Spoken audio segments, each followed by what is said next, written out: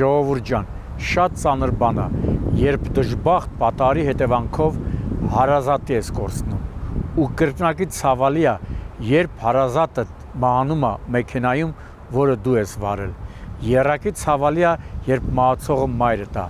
Ներկայացվող երկու դեպքում ցավոք մահացան վթարների մասնակիցների մայրերը, թե ինչպես են ամբողջ կյանքը ապրելու այդ մեղքով, ոչ մեկս չեն կարող պատկերացնել, բայց քիչ անց կտեղեկանաք, որ ընտանեկան ողբերգություններից մեկում պատճառը եղել է ճանշինի անգործությունը։ Սա ասում եմ նրա համար, որ ինչ որ կերպ փոփեմ վարորդին, չնայած հասկանում եմ, որ զուր հույսերի շարքից է, ցավակցում ու համբերություն ենք մաղթում մահացածների հարազատներին։ Ողբերգական այս պատմությունները կներկայացնենք տեսանյութի վերջում։ Հիմա տեղափոխվենք Վայոց Ձոր, ավելի ստույգ Ելփին գյուղի վարչական տարածք։ Հենց այս գյուղին է պատկանում Երևան-Երասխ-Մեղրի ավտոճանապարհի այս հատվածը, որտեղ օրը ցերեկով, ինչպես տեսնում եք, հսկայական ու հնչեղ Դոնգ Ֆենգ անվանումով բեռնատարը, չգիտես ոնց, չգիտես խի, դուրս է եկել երթևեկելի գոտուց եւ կլղկոնձի տվել։ Կարծնեք, բայց ինչ են անում այսքան մարդ։ Հեչ, փորձում են Զռլամայի վարորդին մեջից հանել, ընդ որում արդեն տևական ժամանակ։ Ժամուկես փրկարարները տանջվել են։ Ես կասեմ 1 ժամ, դուք պատկերացրեք 3.5 ժամ։ Փրկարարները հատուկ տեխնիկայի գործադրմամբ փորձում են դուրս բերել վարորդին, բայց ապարդյուն։ Այն վարորդին, որը հավանաբար անտեսել է մեր մի քանի տասնյակ անգամ հնչեցրած միտքը, որ բեռնատար վարելը թթութան չի, ամեն մարդու բան չի, 1000 ենք ասել, որ երբ բեռ եք տեղափոխում, պիտի հաշվարկեք լիքը նրբություններ, իսկ դրա համար պետք են գիտելիքներ ու փորձ։ Վերջապես մեքենայից դուրս բերված վարորդի դեմքին նայելով հասկացանք, որ նա միայն փորձառություն է ունեցել, այն էլ ոչ մեծ։ Պատգարակը բերժու։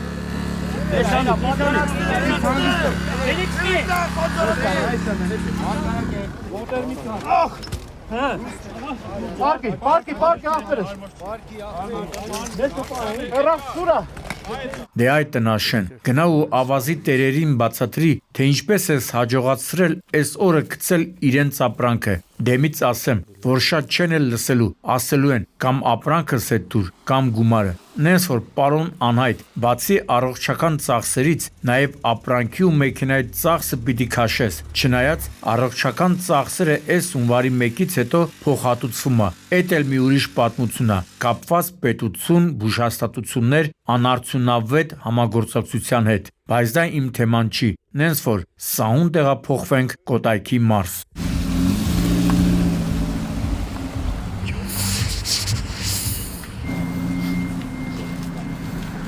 Հեսա կարծնեք, թե ինչու են սահմանազատել այս օբյեկտի տարածքը, ինչու են այսքան մարդ ու պարեկներ հավաքվել, ասեմ ժողովուրդ ջան, իրավապանները արագ հասել են Զովունի գյուղի սկզբնամաս, որովհետև հիվանդանոցից տեղեկություն են ստացել, որ շտաբօգնության խումբը այս հատվածից ձախ ոտքի հատվածում հրազենային վնասվածքով մի քաղաքացու է տեղափոխել իրենց մոտ։ Նաև ասել են, որ նա գտնվում է վիրահատարանում ու վիճակի չէ կատարվածի մասին բացատրություն տալու։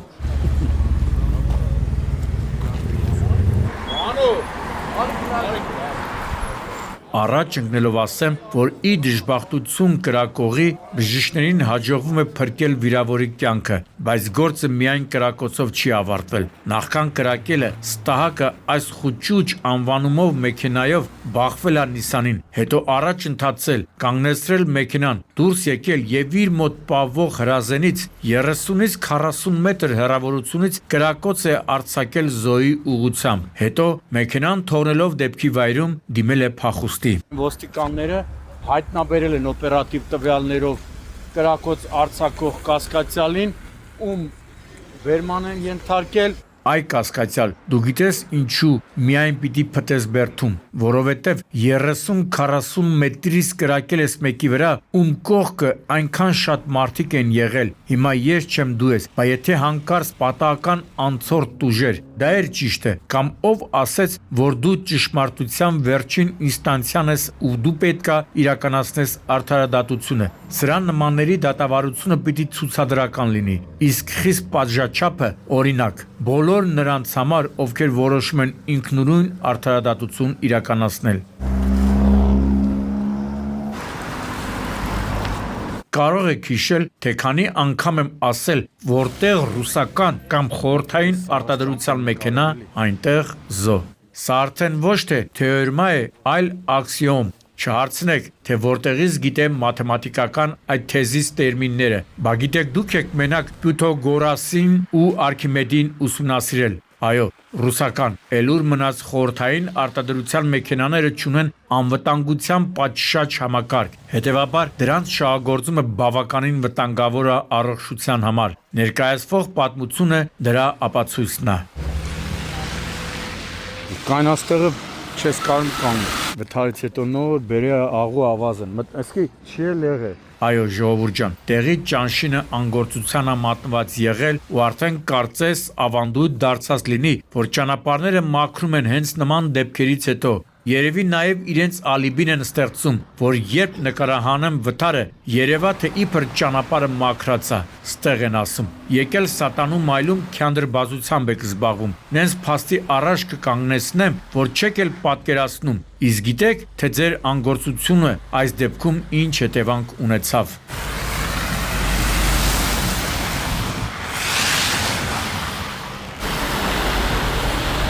Անիվները երկու մեքենաներ զիմլիա։ Վթարի հետևանքով մեկ հոգի տեղում մահացավ, երկու վիրավորներից մեկին տեղափոխեցին ապարան, մյուսին ծաղկովիտ բժշկական կենտրոններ։ Մահացածը վարորդներից մեկի մայրն է։ Հիմա ոնց է տղեն ապրելու այդ մեղքով։ Գիտեմ, որ իր մեղքը չի, ճանշինինն է։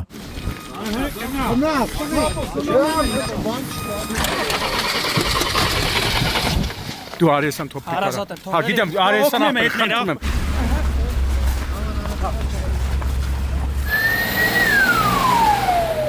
Էս էլ Երևան Մարգարա Վանաձոր Տաշիր ճանապարհն է, կես գիշերին մոտ։ Ակամա մտաբերեցի այն հայտնի ֆիլմը, երբ անձրևը մաքրում է հետքերը։ Ճիշտ է, այս դեպքում անձրև չէր, այլ ձյուն էր, այդուհանդերձ շատ հետքեր կար մաքրելու։ Ահազանգողը նշում էր, թե Շամշան, Կարաս, Շութասի, Օպելի ու Ջակի վթարի հետևանքով վիրավորներից մեկի վիճակը հեչ լավ չի։ Դե արի ու 70 կիլոմետրը արագ հասի։ Էն էլ եղանակային նման պայմաններում։ Միզո մի վիրավոր։ Որ հիվանդանոց ապարան են, չէ՞ տարի։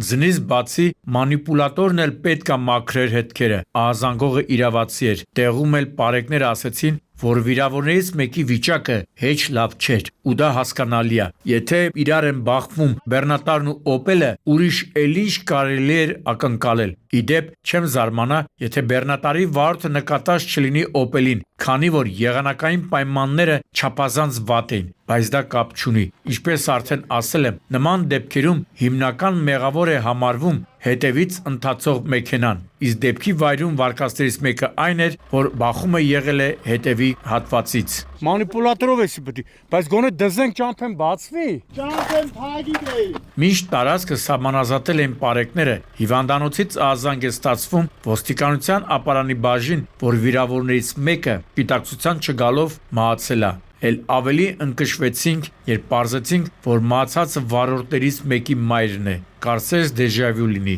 շատ ափսոս։ Հել։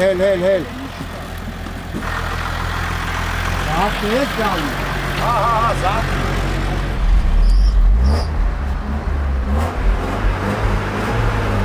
Սակայն ամենադաժան վիճակագրությունը դեռ առջևում էր, երբ ահազանգի հետքերով գնում էի Ալաշկերտ Արմավիր ավտոճանապարհ։ Չէի պատկերացնում, թե ինչ եմ տեսնելու եւ լսելու։ Չէի պատկերացնում, որովհետեւ այդ անգամվա ահազանգողը փաստորեն բավականին զուսպ էր։ Ընդամենը ասեց, որ Նիսան ու Ֆորդն իրար բախվել։ Ձայնի ելևեջներում իհարկե ինչ-որ բան նկատեցի, բայց չէի պատկերացնում, որ խոսքը երկու մարդու կյանք խլած վթարի մասին է։ Էլի վիրավոր կա։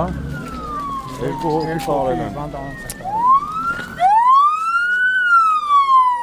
Մարդը փոքր տակտավի բան արել։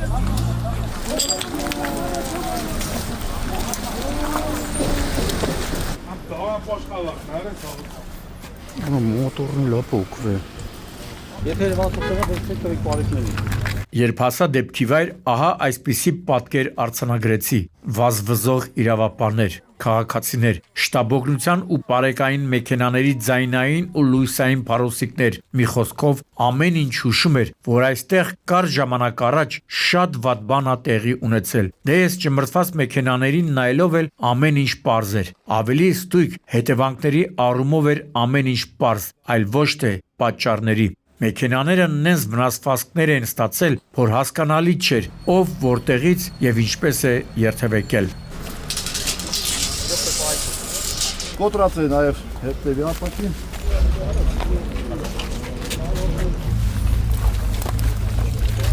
Վթարի հետևանքով մեկ հոգի տեղում մահացել էր։ Եվս երկուսին նախքան իմացնելը տեղափոխել էին հիվանդանոց, սակայն կար ժամանակ անց հիվանդանոցից ահազանգ ստացվեց, որ վիրավորներից մեկը գիտակցության չգալով մահացել է, այսինքն երկու զո ու պարզ չէ, թե ում մեղքով, համենայն դեպս իմ համար, որովհետև հենց զոյերի փաստը հաշվի առնելով չեմ ուզում կիսվել հավաքվածների վարկածներով, զգույշ եղեք ճանապարհներին, մի հարստացրեք դժբախտ պատահարների առանց այն էլ հարուստ վիճակագրությունը։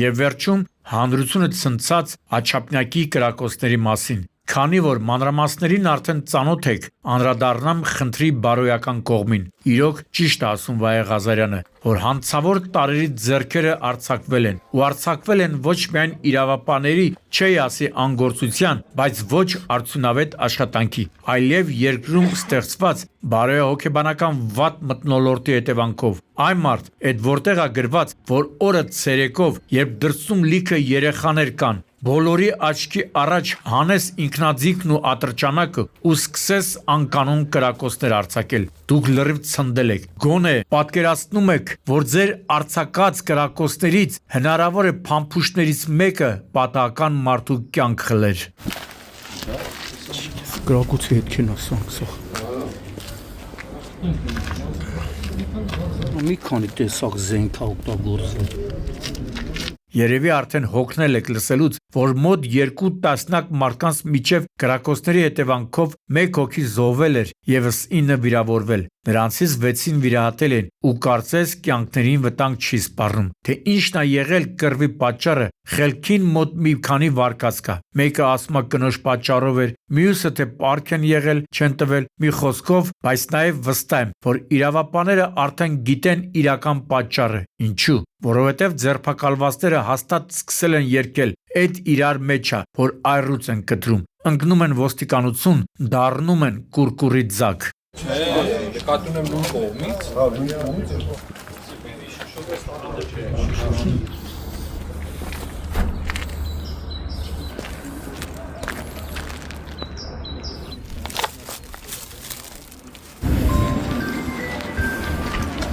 Հա, քիչ էր մնում մոռանայ, այս կատարվածի պատճառներից մեկն էլ այն է, որ քրեակատարողական հիմնարկներում նման թամաշաների հեղինակներից այլևս այսպես ասած սպրոշ չեն անում, թե դու քանի գլխանի ես, որ հանրային վայրում կրակում ես, բա որ քոր գյուլեն անմեղ մարդու կպներ, ինչա, չգիտես, որ դրա համար առանձին տեղեր կան։ Կարող է հիմա ինձ մեղադրեք քրեական բարքերը գովազդելու մեջ, բայց հավատացեք, որ սրանց նման անուղեղներին հենց այդ չգրված կանոններն են ավելի շատ վախեցնում, ինչպես ասում են, աշխարհ կանգնիր, իշխնող կա։